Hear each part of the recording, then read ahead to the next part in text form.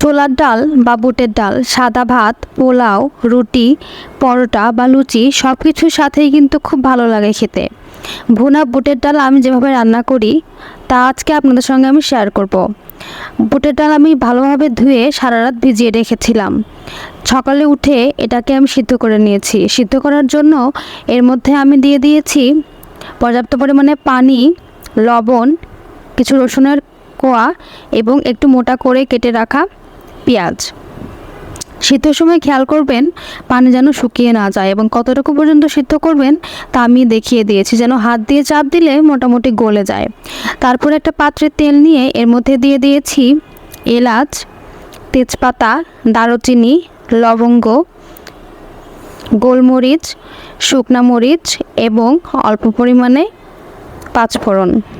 সব কিছু দিয়ে 1 থেকে 2 মিনিট ভেজে নিয়ে তারপর এর মধ্যে পেঁয়াজ কুচি দিয়ে দিয়েছি।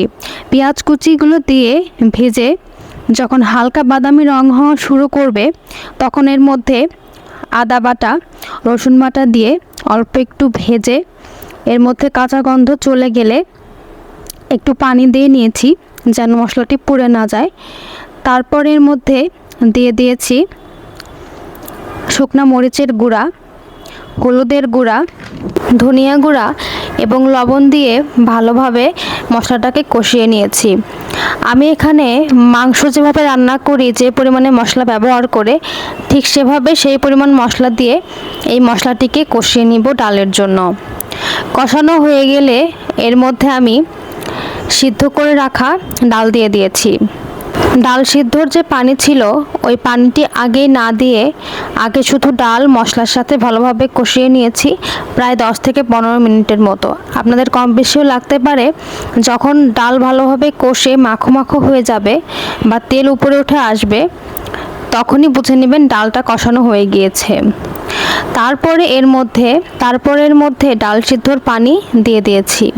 এখানে লাগলে আপনারা আরও পানি ব্যবহার করতে পারেন, সেক্ষেত্রে গরম পানি ব্যবহার করার চেষ্টা করবেন। তারপর এটাকে ঢেকে আরও কিছুক্ষণ রান্না করে নিয়েছি। আপনারা ঠিক যতটুকু পরিমাণে ঝোল সে অনুযায়ী সময় নিয়ে রান্না করে নেবেন। আমি এখানে 15 থেকে 20 মিনিট এটাকে ঢেকে রান্না করে নিয়েছি।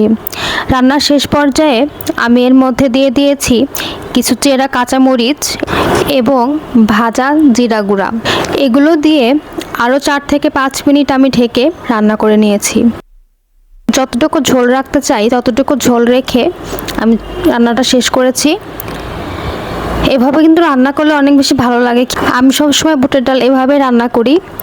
ধন্যবাদ সবাইকে। ভালো লাগলে সবাই আমার পেজটিকে ফলো করে দিবেন।